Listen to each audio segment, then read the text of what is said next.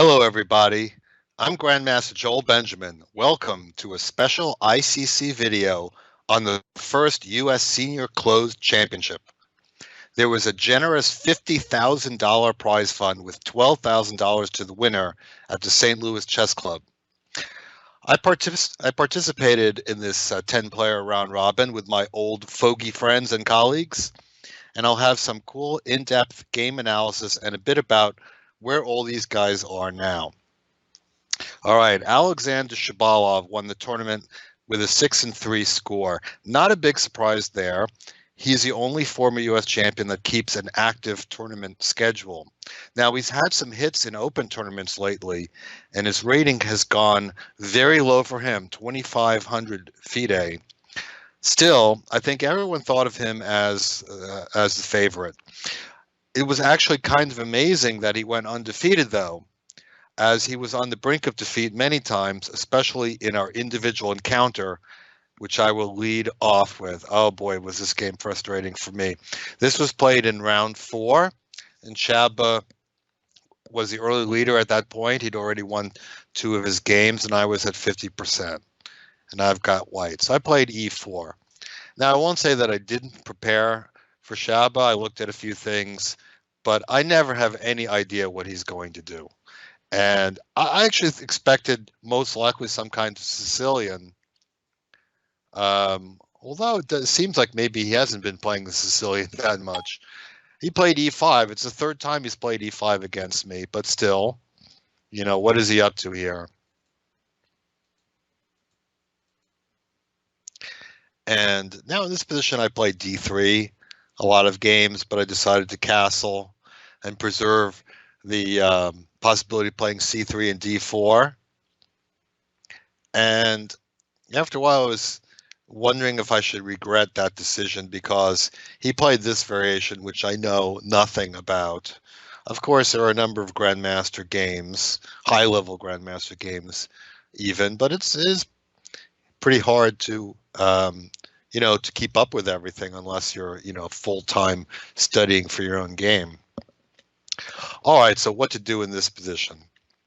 A lot of the Grandmasters take on e5, and after knight takes is queen d5, which of course prevents black from playing d5, or sometimes bishop c2, d5, e takes d6. That's the way that guys play a lot when they are looking for, make it a 2-result game. But I played bishop g5. Now, is this crazy to play the sharpest line? Maybe it is, but still, I went for it. h6, bishop h5. Now, it seems that if black plays g5, that knight takes g5 is actually good for white.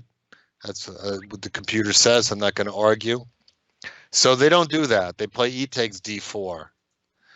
But of course, over the board, this looked a little bit suspect to me.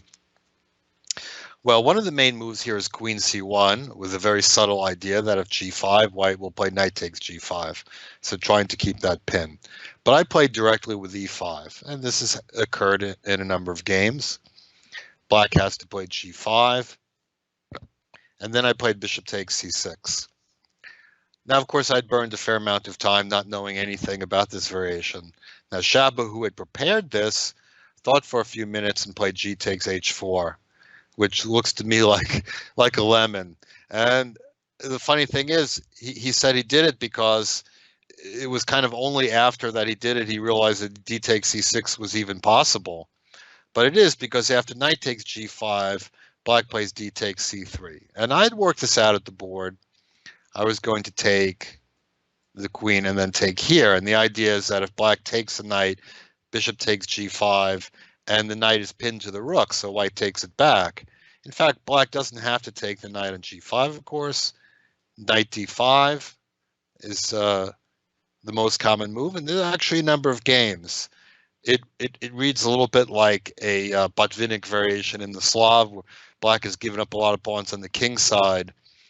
But black does have a big queenside majority and the bishop pair, and that cannot be underestimated. Well, that's how black has to play it, really, if he wants this variation. G takes h4. I simply retreat my bishop, And this just looks terrible for black to me, I have to say. And actually, the engine agrees with me. The Grandmasters did not so much agree in the postmortem, but I think that's how it is. Okay, black gets in this h3 move, which is a little annoying, but I didn't want to lose time trying to stop it. Bishop e6. This is maybe somewhat necessary because if black plays f6, knight takes d5 with bishop b3, so black has to stop to defend the pawn. He could play c6 as well. Maybe that's even better. It's hard to say. Bishop c2, provoking f5, and then knight e2. It turns out that I did all of this right. White's about to play knight f4, and if I get that in, I really have a grip on the position. So Shabba played f4, which I pretty much 100% expected, and then he sacrificed the exchange. Now, of course, if this is Bughouse, it's made on g2, but, you know, black has to prepare the queen coming over, and then I get to move my king. Rook g1. Now Shabba played king h8, which was a bit of an oversight, but it turns out the position is good for me anyway. Now I was a little bit afraid that he would move his king to the f file, but my mistaken analysis was I was thinking I would play queen e2, which actually is totally unnecessary. I can just take the knight right away.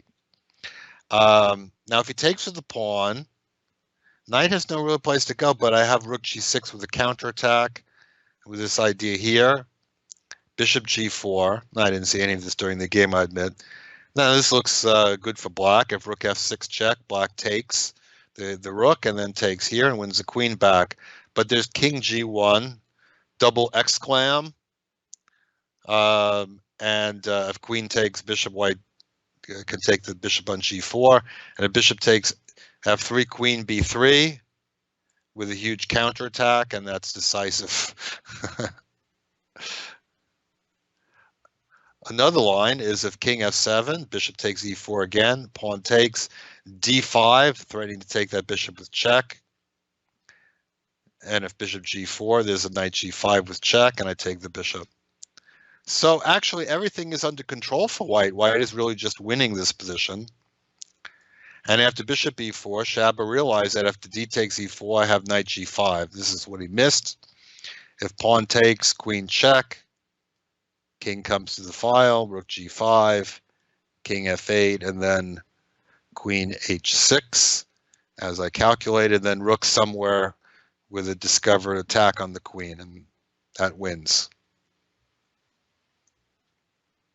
So he took with the queen, and then I consolidate rook g3, rook g8, and now a little tactics, queen d2. Rook e1 is coming, so he pretty much has to take. I get this bishop. Now I don't get to take the rook, but I get to come back and defend. Now I burned a lot of time, so I'm throwing in some checks. And now this is a critical position. We looked at this in the postmortem, and here I was considering queen takes h3, which I played, and rook e1. Rook e1 is not a bad move. Queen g4 takes, rook g1. This might be enough to win in this knight against bishop ending, but I wasn't totally sure with that h pawn still living. White has a knockout here, an insta kill. I did not see it. Shabba didn't see it. We didn't even see this in the post-mortem. e6 just wins because now the pawn is moving. Rook e1 is a huge threat. And black can't take the pawn because now rook e1, the rook comes down e8. That's over. And what can black try after e6? Queen g6, takes, e7. Okay, king f7, knight e5. So here and now little Zwischenzug, rook g1.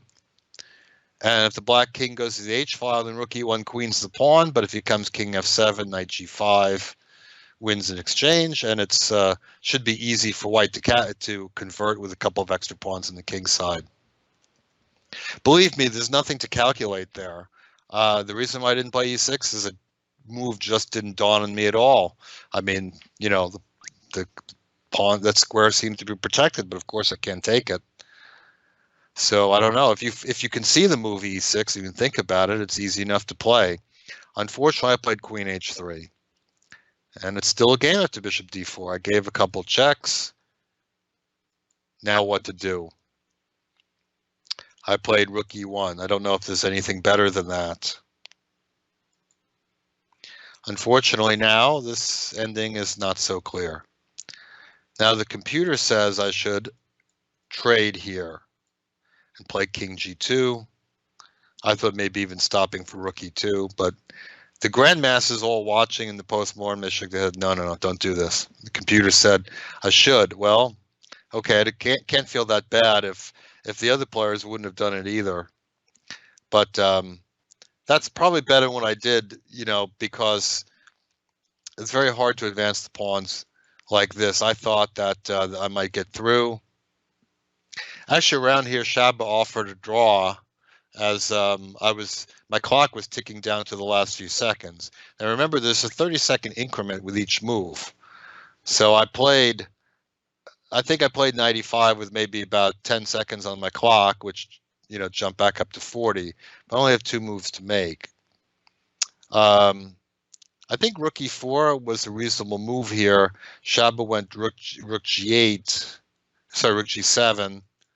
And then I pushed this pawn. I have to say I wasn't that far from playing f4 rook g1. I did catch myself in time, fortunately. And so now the f pawn can move. And that's my 40th move. Now Shabba makes a good decision. The computer at first actually says that black should go after the h pawn, but this kind of position, f4 takes king g2, I think is completely winning for white, as the f pawn will roll in a few moves, and that's going to be decisive. So he took the pawn. Now this is why he played his bishop to a7, trying to get it out of the way, but there's still this tactic. But look at my knight in a7. Now it's trapped, and my h pawn has gone too far. Well, there are various ways I can play to try to use my knight. I could play f4 or even f3 to be safe and offer this rook trade, and then try to come in with my rook and save my knight. But I just couldn't see where the knight was going to go. Even if I get my knight to c8, how do I move it after that? So I decided to place my hopes on my f pawn, which I don't think is really enough to win. But this is what I calculated up to here. And I was hoping, well, I win his rook, and then I'm still not sure that I could win because he has, he has 2 extra pawns, and he'll push them, and my rook may have to sacrifice, and hopefully my king can get back. I thought maybe I had a chance to win. But after rook h8, then I started to get a little nervous because I realized that he can try to take some of my pawns, before he gives up his rook. And if he gets any more, then it gets a little scary. So I retreated my rook to the 2nd rank. And he plays d3. Now, it turns out this move is a huge blunder. Now, here I played rook e6. I looked at rook e3. I found out later that people were going nuts in the commentary room over this move. Well, this is what I saw. Rook h5 check. King g6 d2. Okay, now if white takes, the rook, black queen's a check. If white plays rook d3, the rook interposes. And okay, black is winning. Even f7, okay, I'm not sure. I'm not positive that black is winning, but black at least is the best white can hope for is perpetual check.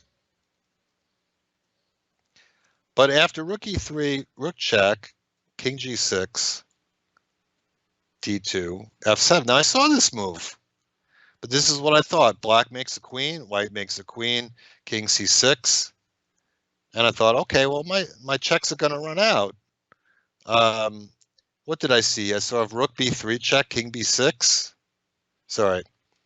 If rook c3 check, king b6, rook b3, king a7. I don't have this square, queen f2, c5. I thought I'm running out of checks, but what I missed is this one.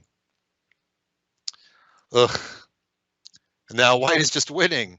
Why? Well, let's see. King here, check. The computer recommends queen takes b3, which is not a good sign. King a5, queen c3 mates. King a4, queen f4 mates. Mate on b4, so he has to come back. And then check. Now the thing is, his rook is hanging, so he can never interpose his queen. Check. Check. And now here's the killer. Boom. I trade queens and I take his rook.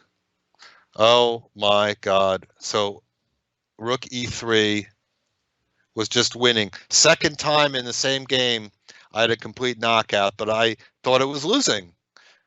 Because if white doesn't have that mate or win of the rook or whatever after queen f6 check, then black is significantly better, probably winning. So the game ended in a draw after a few more moves. Oof. So that was a difficult missed opportunity. Now, I heard that people were saying that I was winning that second time, but I didn't even realize that I had that queen f6 check until after the tournament, which was probably fortunate. That was a big blow. Now that would have put me tied for the lead right there, would have really changed the dynamics of everything after. The worst for me was the 8th round. Elvest basically just blundered a piece in the opening. And I could have done almost anything. I could have definitely won more easily than what I did. I went for a complicated continuation. And I was a rook ahead with still a fair amount of time. And then I made one careless move, and shockingly, my position was suddenly lost with an extra rook. He then offered a draw, and now, the thing I didn't realize is that it was move 28. No draw offers allowed before move 30. Normally, I'd be on top of that, but I just didn't look at my score sheet, with 2 moves short, and I was very flustered. And with about 2 minutes left, I accepted. Then he says, "Oh, we're not at move 30."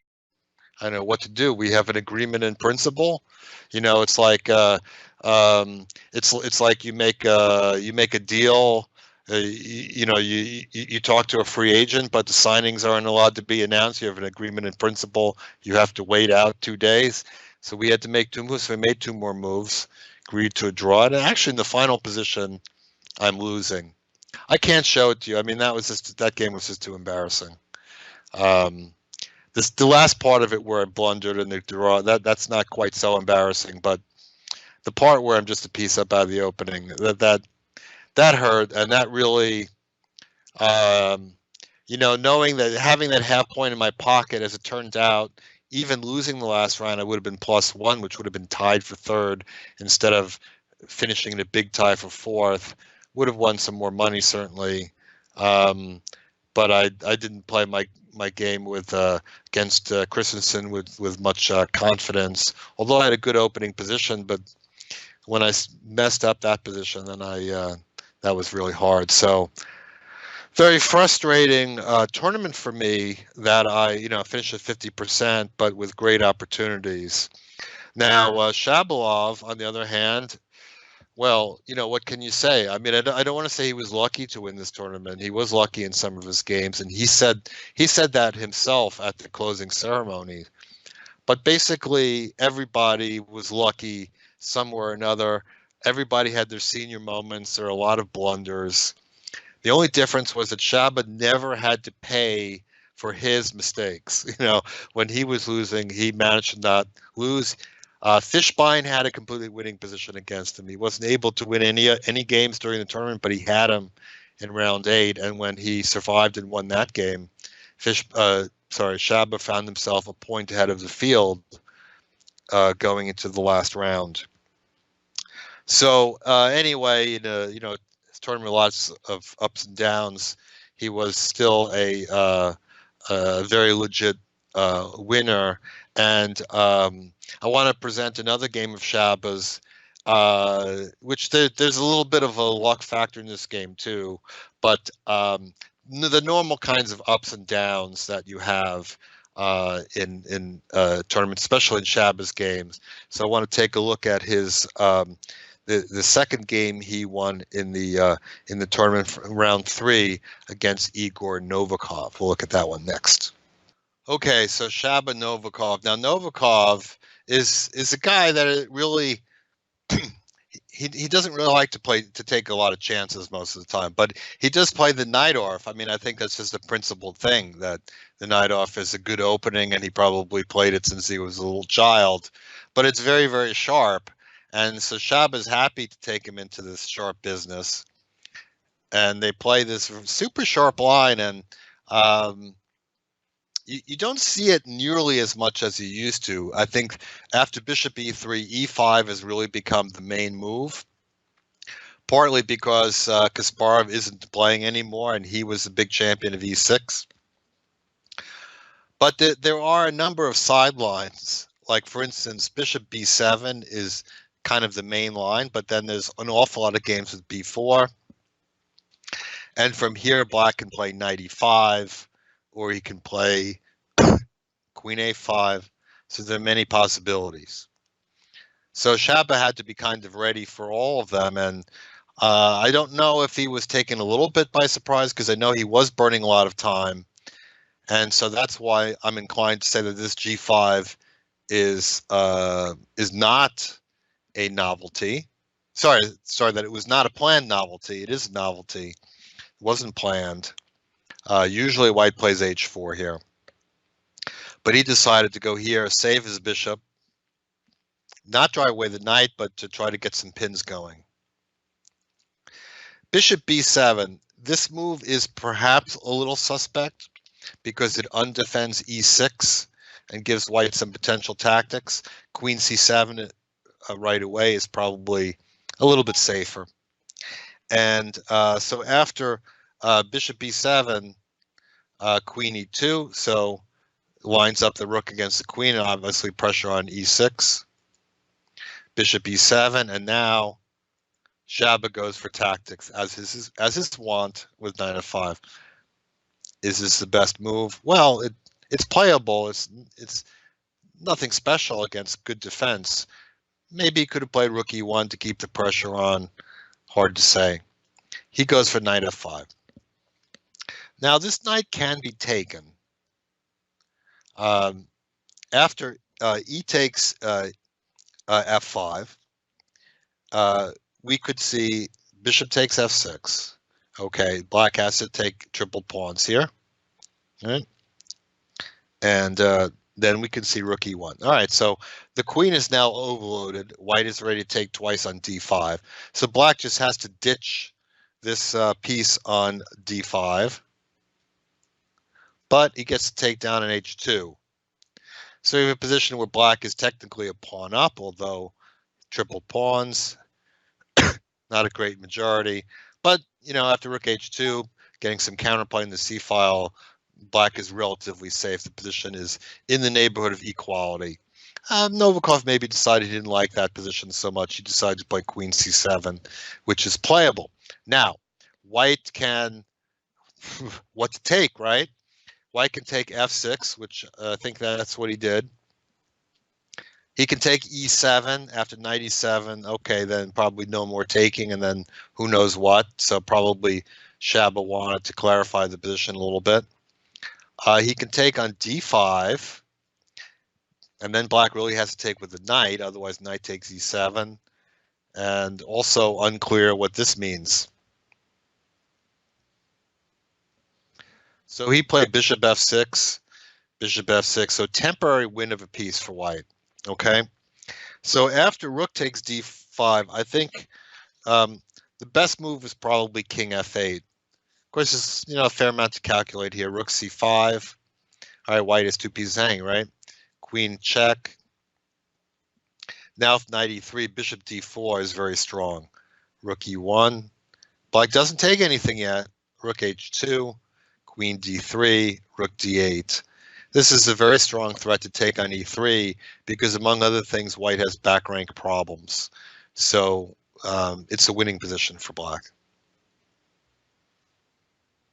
So after King F8, Rook C5 check, White has to play Queen E3, Bishop G5, and this gets back the piece. So White could take, King B1, Black takes, White takes, Bishop H2. We get to position with even material, probably about even position. So that was the safest equality. Black played check, and now this leads to some complications. Queen d2, queen takes f3, rook e1. All right, so now black has to castle out of it, but that leads to complications after knight h6. Now, this is still all playable for black. He has to play he should play the cold-blooded g takes h6. And if queen takes h6, looking for a killing check on the g file, black just moves the queen to the g file, queen g4 or queen g2. And this seems to be good enough to maintain equality.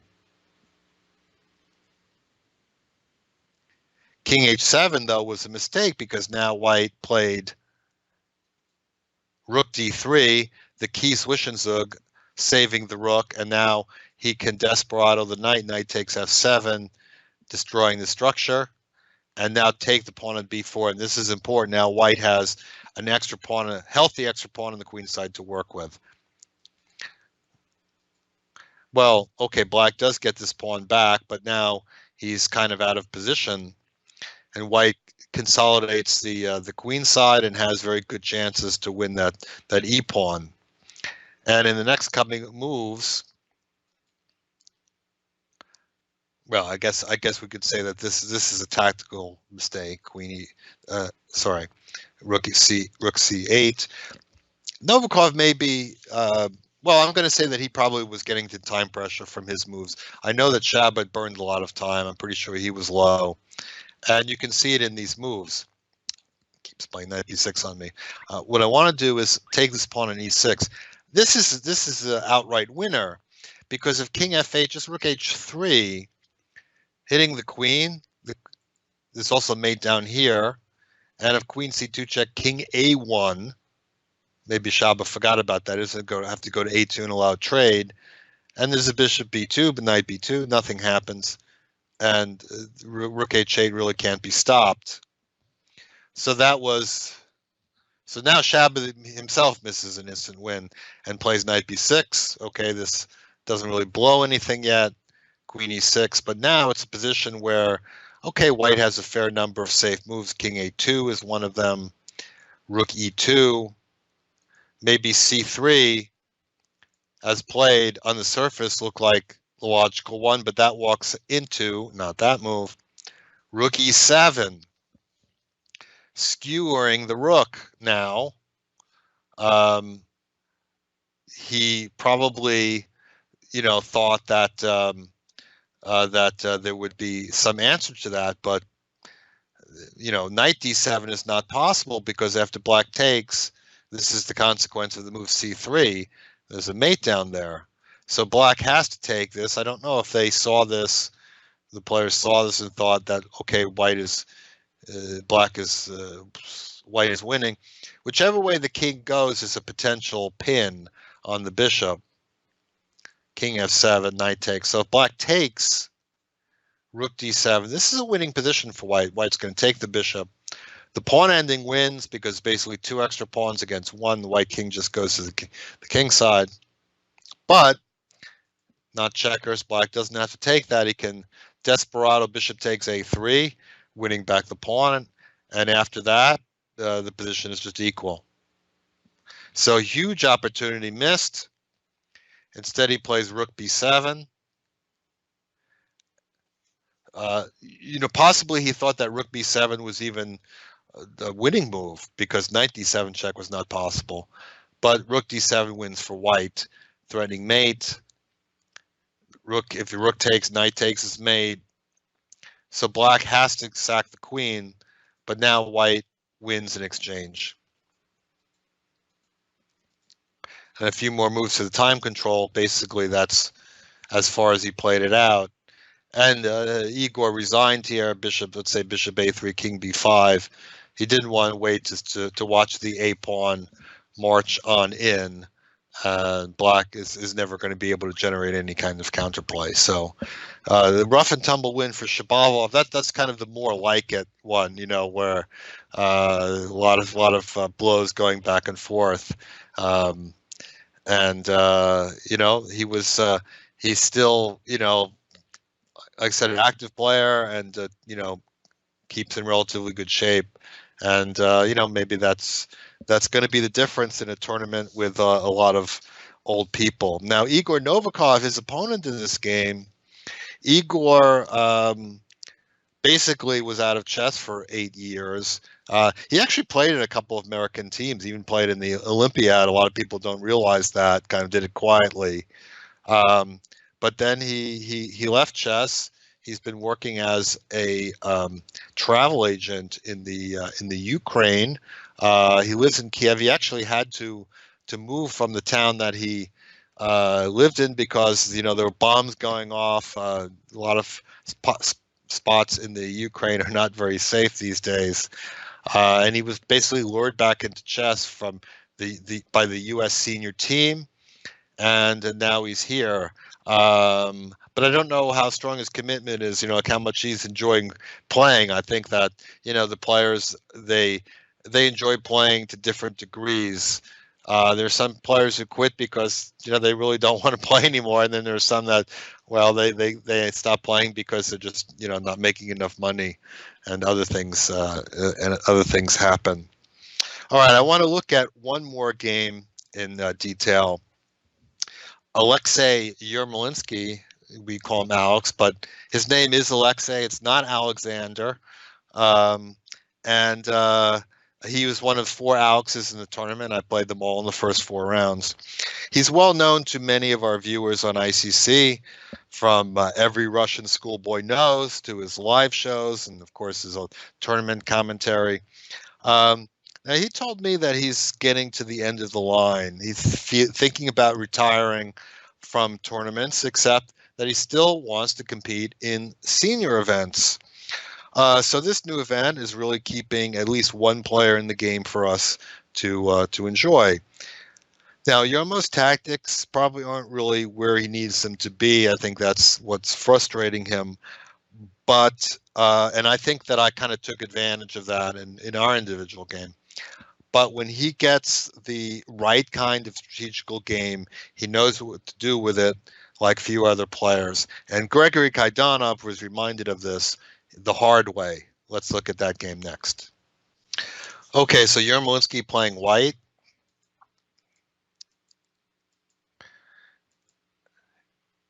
And, excuse me, I think that Yermo was kind of happy to get an exchange variation. The kinds of positions where there is, like a static pawn formation and the strategy revolves around, it's not quite as fluid. I think those are really to his advantage. He understands them very well. I think Greg is really more of a tactician, and more action is better for him. The bishop d6. I caught Yermo's commentary. He came down to the studio where they were doing live commentary to comment afterwards, and he said bishop d6 he didn't really know anything about, but he was winging it a little bit. Knight f3, queen c2.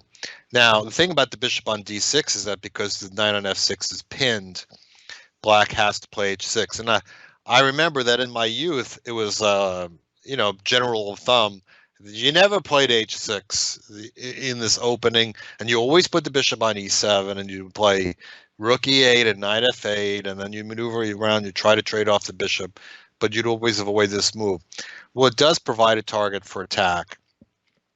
And after rook e8, Yermolinsky goes for queenside castling. Now, I think, okay, obviously the h6 is a target, white can potentially play g4. But I think that, part of it is by being aggressive, kind of forces black to do something to fight this strategy. So he plays queen a5 and bishop b4, looking to trade stuff. All right, so knight d2 to guard the e4 square, takes. And I think Yermo was perfectly happy to give up his attacking chances to play this endgame, even with the 2 bishops. All right. Greg plays knight e4. don't really, I'm not sure that I'm a big fan of this move. Again, kind of creating a rigid pawn structure. Although I don't think it's a big mistake. B5 seems more natural to me to prevent C4, and you could see something like King C2, Knight E4. Okay, probably don't want to let Bishop F6 happen. And then here I think White maybe doesn't want to take.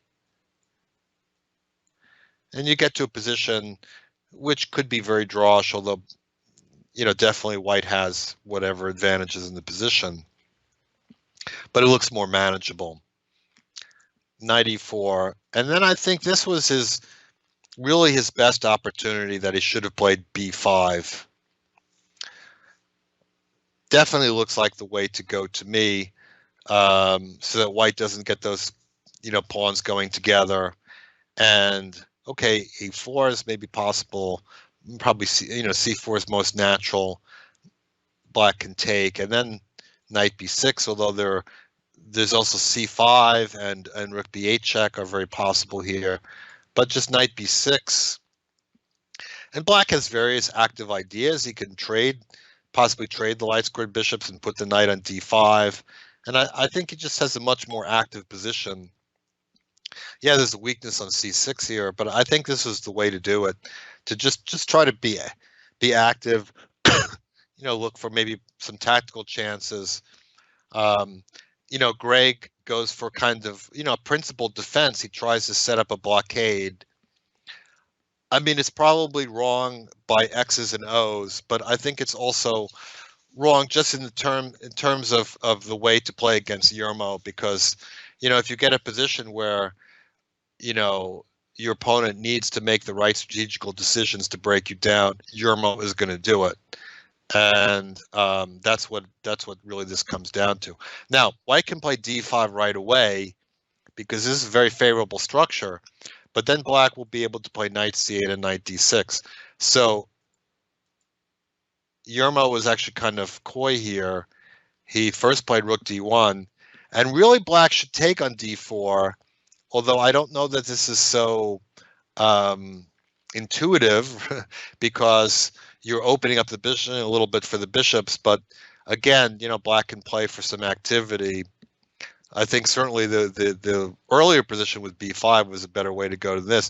I can totally understand why Kaidanov didn't want to do it, but the problem with these blockading strategies is that if they don't work 100%, then they can totally collapse. Sometimes there's no plan B. And I think that Kaidanov maybe makes one more mistake here. Maybe King B2 was even slightly inaccurate because he plays F6. Even that's okay. I think he needs maybe to get a Knight E5, and after Rook B3 to try to play Rook C7, and at least not play B6 so easily. I mean, it's sort of natural to just, put the pieces on defended squares. But now White, has the standard A4 plan. So A5 is coming. It's going to create a weakness, and it's a weakness that's attackable with the unopposed bishop. So he at least tries to keep the A file closed, but B6, okay, it's going to drop. And if B6 drops, then C5 and A5 can drop. And then White can start thinking about sacrificing material. This stuff is child's play for Yermo. I know he used to play the Leningrad variation against the Nimzo Indian. He played it against me 25 years ago, I think. So he knows all about the sacrifices, collapsing pawn chains. He knows everything about that. So that's what it comes down to. Now, notice he's got the B6 pawn in his back pocket. He's not hurrying. So he just decides, let's improve the king side a little bit. And, got to love that about Yermo. He just sees that, okay, I can do everything on my own terms. And Black is looking for a little counterplay, but now the king side, there's potential weaknesses. All right, it's showtime. He's got to take, right? Now this is a great position after king d6. All right, well, first rook b5, and black doesn't really want to have to defend that pawn, but because now c5 is undefended. And okay, this is a great position here after rook c8, because the computer points out white can actually just play bishop c5 straight off. Knight takes, king d4. If the knight moves c5, right? Rook c8 takes, rook b8, rook c7. Well, okay, white is threatening rook d8 check and rook h8. So rook c7, rook d8 check, rook h8. Look at the king is boxed in. It can't go to the back rank, and if it goes up, then there's c5 check.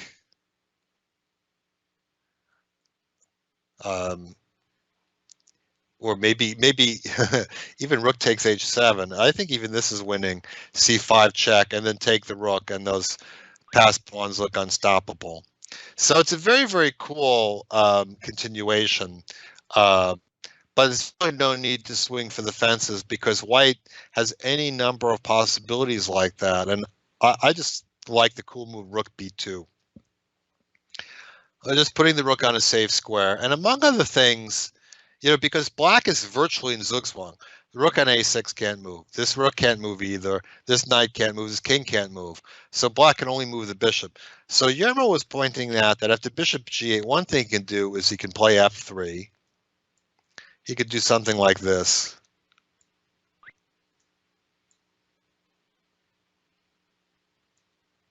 Let's say, well, otherwise bishop f5 will collapse the pawn structure. So you could have something like this. And this would actually be total Zugzwang, and black is going to have to drop one of the pawns. So that was one of the possibilities in the position. It's really kind of cool. But the other thing I like about the rook b2 is just, okay, let's just see what you're going to do. And so Greg decides, okay, let me try to get a little bit more room with f5. And now Yermo strikes with bishop c5. And his idea is that now this third rank is open. And he just goes check. And it's just a routine win. He just takes on h6. And he's just got passed pawns everywhere. And, the black pieces is still quite unsafe. f6, bishop g4 is coming. Something's going to give. One of those pawns is going to queen, piece is going to drop.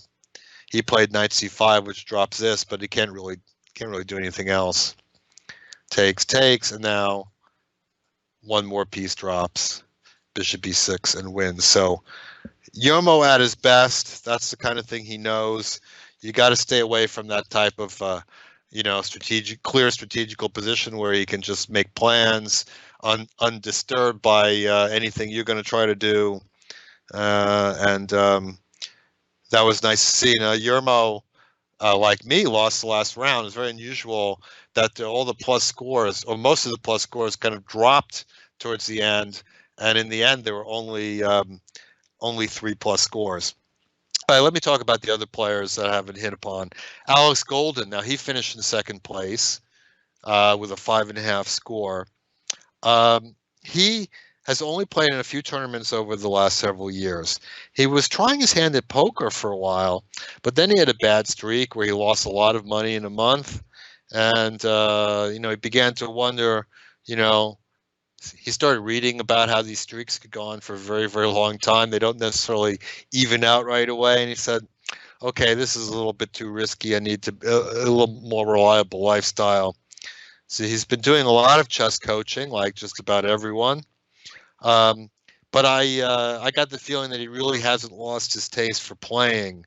And he told me he hadn't had any alcohol for a month before the tournament. He was really very focused and motivated, and he really kind of just, I think, deserved his second place score. And he won, his 4 wins were the most of anybody in the tournament. So that's another guy that just might stick around if he's got senior tournaments to play in. All right, Gregory Kaidanov. He has always had a very professional attitude. He comes to the game, he always knows what he wants to do in the opening. He never burns time like I do, like all the time, trying to decide, do I want to play this or do I want to play that? He always goes in knowing, okay, I'm going to do this. He doesn't get into time pressure until, deep into the middle game, if it happens. And he's got a healthy lifestyle, vegetarian, relatively fit. I mean, maybe he doesn't work out, but he's at least not getting fat, which unfortunately is a problem with almost everyone in the tournament. So he's a guy that you kind of expect can keep it up for a long time, and he actually had maybe the most even tournament of any player. I can't really recall him making any significant blunders.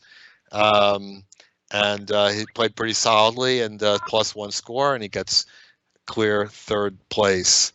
I know that he still likes to play. He plays in some strong tournaments every now and then. He enjoys the competition. I think that he is probably pretty excited about this new event. Okay, who haven't I talked about in 50%? There's Larry Christensen. Well, of course, Larry also well known on ICC. He's had a show for many years, and he used to do wonderful game commentary as well. He almost never plays. Now he just really dislikes the mob scene that you have at all the open tournaments and the 2 games a day. It's just a non-starter for him. So it's very hard for him to find environments that he enjoys playing in, but he's keeping up with the game. he's working on his chess. He's been coaching, and but he's thinking that maybe in a few years he'll retire from that, and then maybe he'll play. Maybe he'll go on the European circuit and try out some tournaments there. He came in. He won his first 2 games. He was looking very good. But having that layoff sometimes it hurts in subtle ways, and he made some bad decisions over a few games, and suddenly he was at a minus score, and he eventually decided to pop back and ruin my tournament in the last round by winning to get to 50%. But I think that he's also going to like playing senior events. Then we get to the minus scores. There are only 3 players with minus scores. Jan Elves. Well, what can I say? He doesn't play in a lot of tournaments anymore. One time he was a world-class player, but he's lost his confidence, the motivation.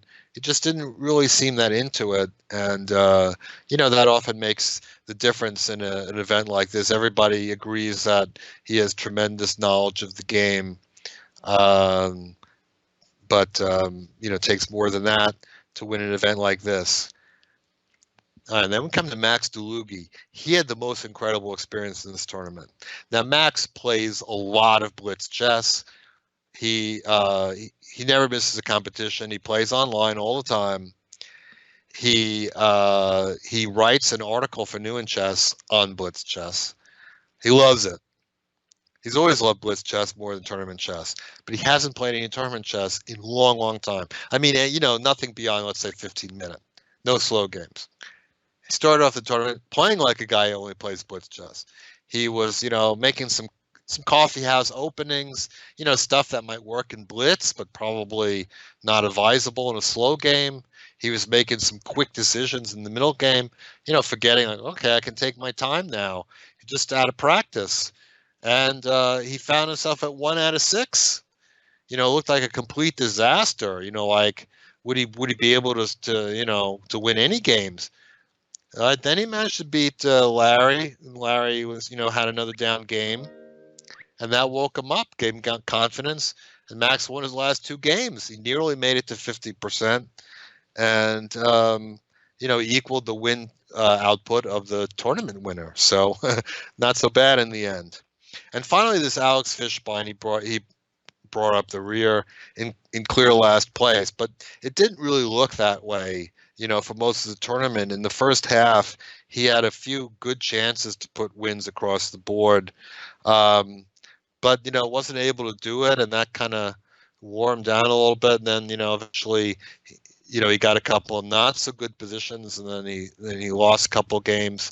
Still, he was in position to win the 8th round.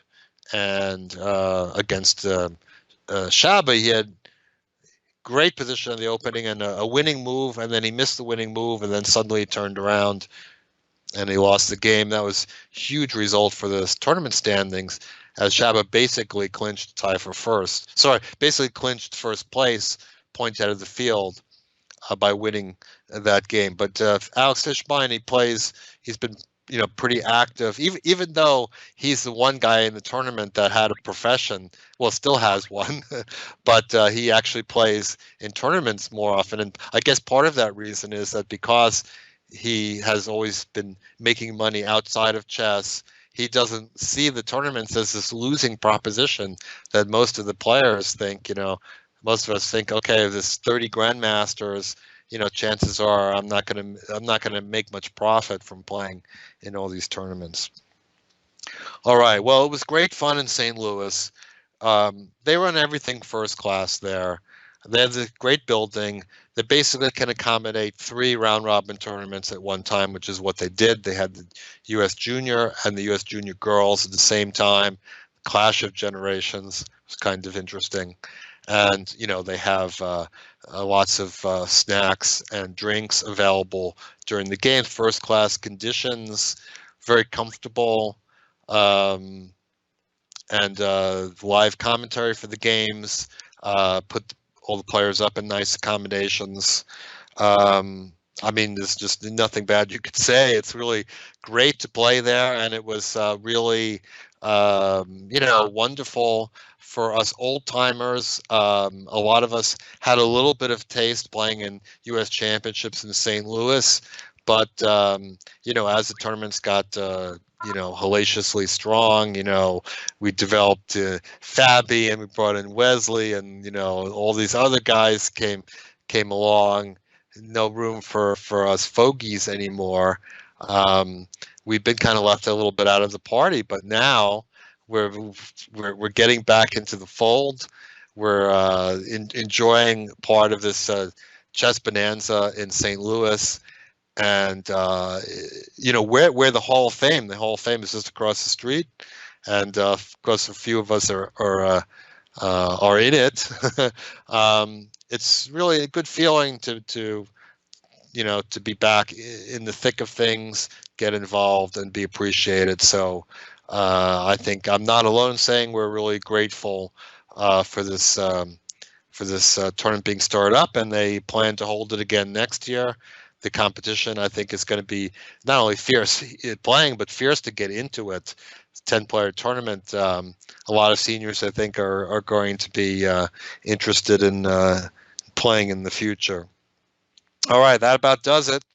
I hope everyone enjoyed this special ICC video on the U.S. Senior Championship. I'm Joel Benjamin. Be sure to look for my next video on GM Joel's Chess Week recap. Bye, everyone.